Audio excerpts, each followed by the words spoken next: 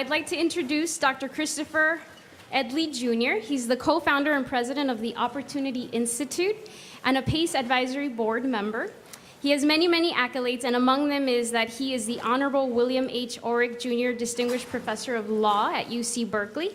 He has also served in White House policy and budget positions under multiple presidents, most recently under President Barack Obama as his senior policy advisor in 2008. He's a champion for educational equity and excellence, and he is definitely committed to the future of education in California. So welcome, Dr. Christopher Edley Jr.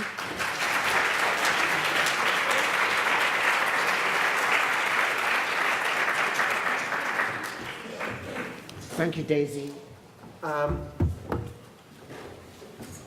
saw Mike a few minutes ago. Did he leave, Kirst?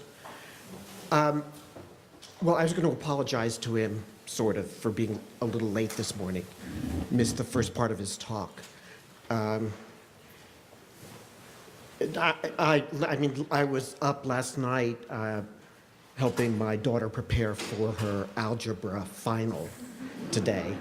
And she got really tired about 10 o'clock and said, well, can we do some more in the morning? And I said, of course, forgetting that I had to come to Sacramento.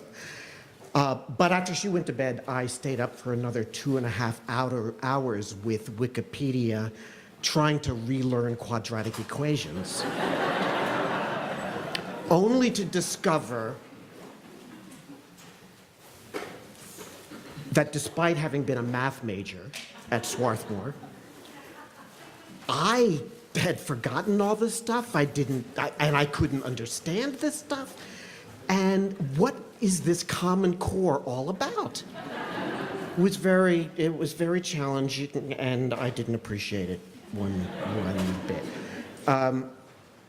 I was comforted when I remembered that I'm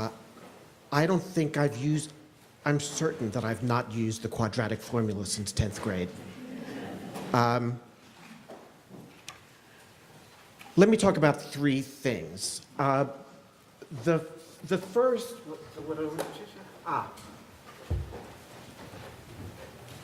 so in this strange world, my principal focus is the chapter 1. My focus is really on disparities. And I tend to focus on disparities, trying to ensure that all boats are seaworthy. For three reasons. One is just simple justice. Another is because I think it's important that we have some pressures that are anti-democratic in nature, because you can't rely on politics. That's why we have the Bill of Rights. And also because these disparities are often evidence of discrimination or implicit bias, and we should always be trying to, well, continuous improvement for ourselves and for our society. So that's one reason. A second reason I focus on disparities is really because of the magic of the inverse theorem of the miner's canary. You will recall that the theorem of the miner's canary is that if you carry the canary down into the coal mine and the canary dies, then the miner should worry about the risk of an explosion. The inverse theory is that if the canary is happy, then the risk probably isn't too bad. And in our context, to the extent that the theorem is that when we are underserving minorities, kids with disabilities, English language learners, et cetera, when we're underserving those populations, they, like the miner's canary, are warning us that there's something more systemic that is problematic. So I believe that if we work against disparities, then resolving those disparities will in fact improve the system for everyone. That the same skill in designing interventions, in judging how to allocate resources, in holding ourselves accountable, those same institutional habits will serve all children. So that's another reason I work on disparities. The third reason I work on disparities is actually related to the Bill of Rights point, and that is actually I really have a civil rights advocate's distrust of decentralization. I mean, I'll do Reagan one better. It's not just trust but verify. We need, if we must, trust, verify, and then have consequences to what you find out. I mean, you see my point. I mean, certainly Reagan would have been satisfied in the arms negotiations to trust the Russians, but send inspectors. He also had to have confidence that if the inspectors saw a problem, he would have a way to respond to it that would correct things. So similarly, I worry that when the federal government decentralizes, deregulates, they verify, and that there be consequences. We may lose both of those in the new regime. But I have the same concern about LCFF and the LCAP process. Sacramento is trusting that LEAs will do the right thing. Are the mechanisms for verifying that up to snuff? And are we smart in producing the array of interventions that are needed to make repairs and, in fact, see that there is continuous improvement? Many of you have heard me express my very serious misgivings about that. I'm prepared to celebrate decentralization, but not for knuckleheads. We can all make our judgments about what fraction of school districts are being run by knuckleheads. And of the knuckleheads, how many of them are amenable to remediation? Right? Some leaders are, what can I say, ineducable because they already know everything. So a second thing, a second chapter that I want to talk about is goal setting. And let me make 3 points about that. The first is that we can't avoid the issue of outcome goals. And there's lots of argument about that all the time. Arguments about how to design an accountability system that will track the outcomes we care about. Strike that. The outcomes we care about and know how to measure, right, which is a subset of what we most care about. What variables, what weights, what cut scores. I don't want to talk about that. We're all familiar with that debate. But the second point I want to make is about ignorance. We set goals for kids in a general way that, in essence, boil down to don't be ignorant, tell the truth, and then we try to provide supports to help them with those two goals. And what I'm for is having the same goals for LEA. For LEAs, don't be ignorant, tell the truth, and the state has an obligation to provide supports when they're struggling. Now, you have to ask yourself, is the CCEE sufficient to the task of providing supports? do we have an adequate way of ensuring that LEAs are not ignorant and therefore making poor choices about what kinds of interventions are appropriate given the symptomology? So a deep commitment to closing disparities also means a deep commitment to marshaling the intellectual capital, deploying the intellectual capital in LEAs, and holding ourselves accountable for doing that. California hasn't taken that step yet because we're still at the trust stage, not even the verify stage, much less the consequences stage when it comes to our desire, our hope that LEAs will make the right choices once they've identified problems.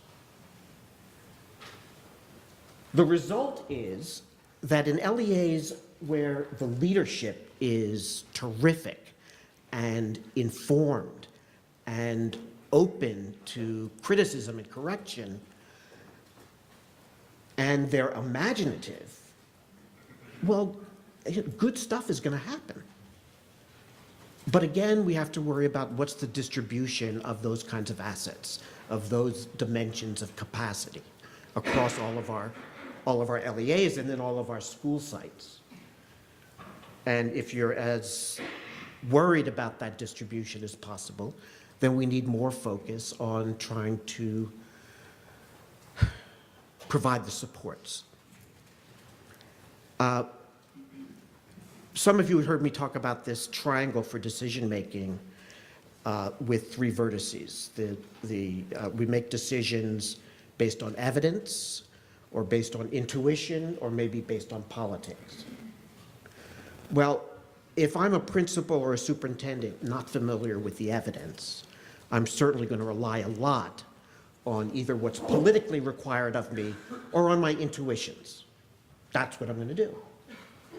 And so if district after district, or even school by school, we're asking leaders to be inventive, build your own wheel rather than helping them learn about wheels, well, you see the difficulty. We're driving them to rely on intuition instead of evidence.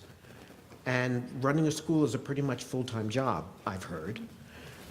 I mean, that was certainly my experience being dean of a law school, and that's kind of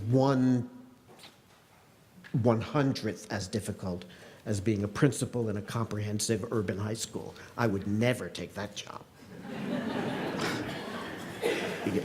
Well, first of all, at my age, it would kill me.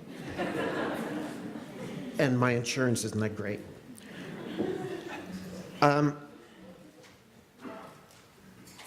So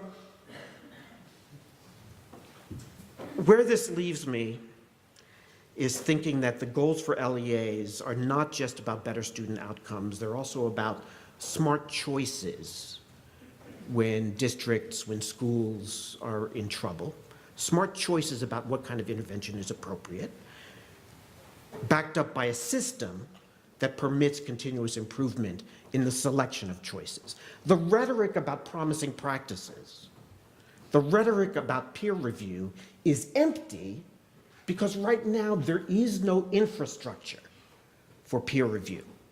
There is no infrastructure for ensuring that people learn what practices are promising, rather than simply relying on their intuition. And when I suggest that when a school or a district is struggling, then ipso facto, we have to insist on more than intuition.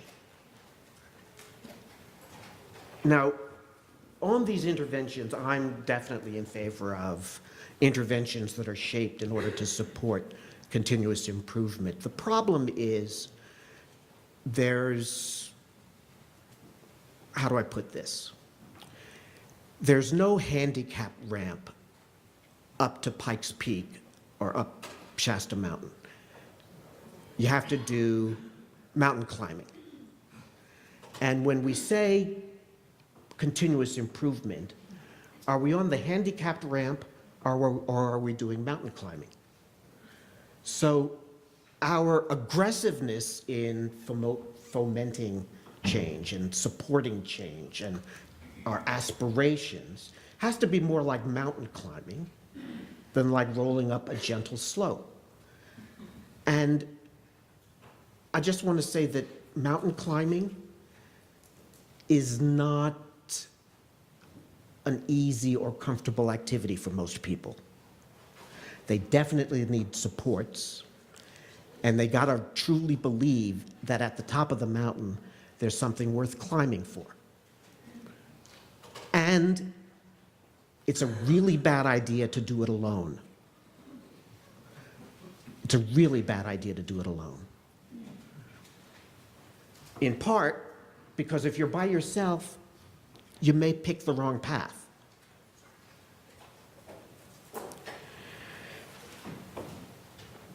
Finally, let me say a little bit about some context in the political sense. And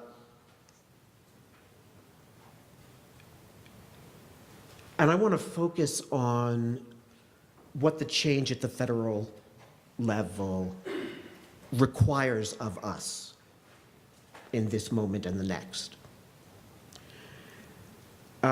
So at the Opportunity Institute, we work at the federal, state, and local level. We do demonstration projects, we do policy analysis, we do some number crunching, we do legal analysis, we support advocacy, we try to do lots of stuff.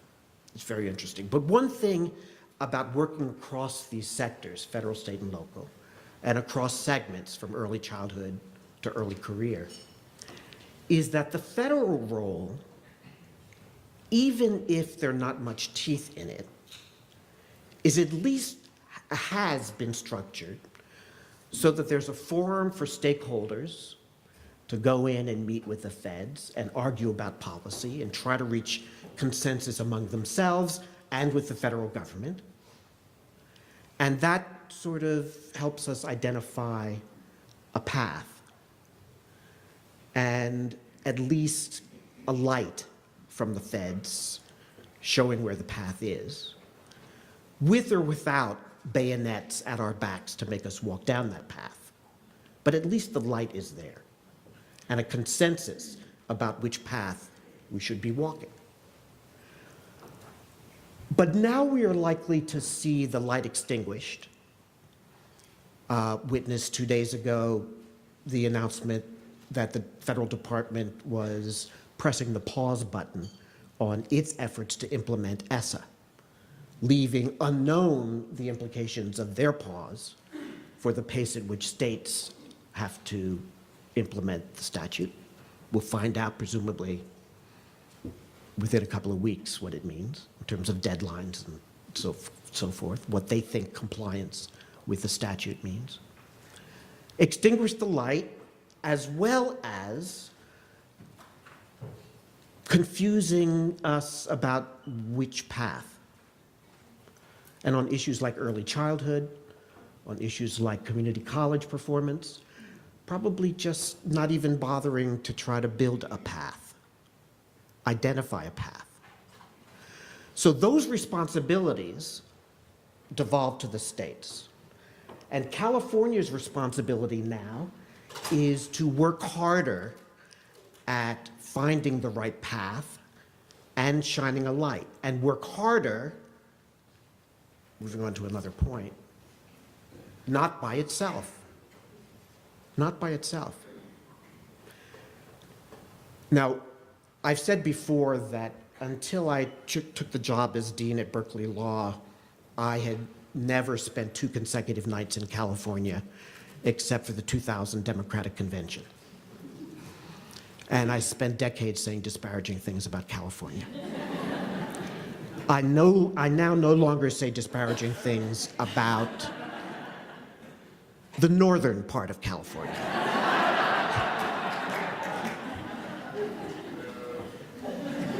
That said, I could probably count on one hand the number of times that I have spoken to a non-academic education thought leader when they have brought to the conversation a reference to someplace outside of California.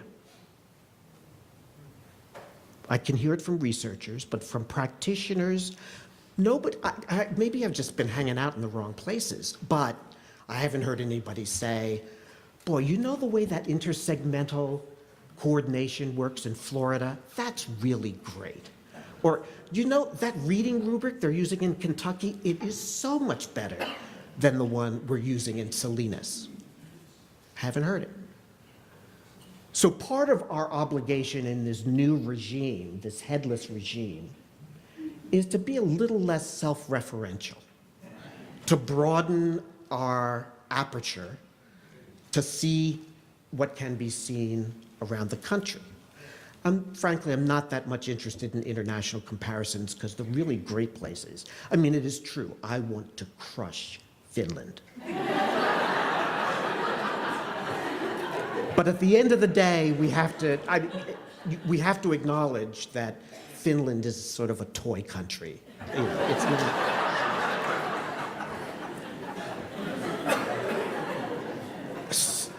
So I'm willing to engage in American exceptionalism, but I'm not to drink the Kool-Aid of how wonderful California is, at least with respect to our children. The data just don't show it. And while I'm sure there will be a lot of hagiography as Governor Brown leaves office, and there's a lot of support for LCFF, most people are more optimistic than I am about what it will mean in implementation. Look where we are in comparison to other jurisdictions. That's not a record for any of us to be proud of. Continuous improvement is too often defined as looking in the rearview mirror and comforting ourselves that where we are is not where we were. But that's not good enough. We have to look elsewhere to get a sense of where we want to be, where we ought to be, even where we can be.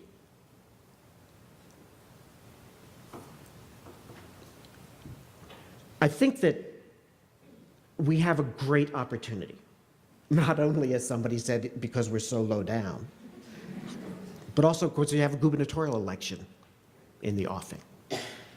And if we can get our act together to come to some consensus about what would it mean to be an education governor with the challenges of this era, well, then we have an opportunity to get more progress at a faster pace, with more confidence, with fewer disparities, with more leadership for the nation than what California has been able to muster for the last couple of decades. And I actually believe we can do all of that. Thank you very much.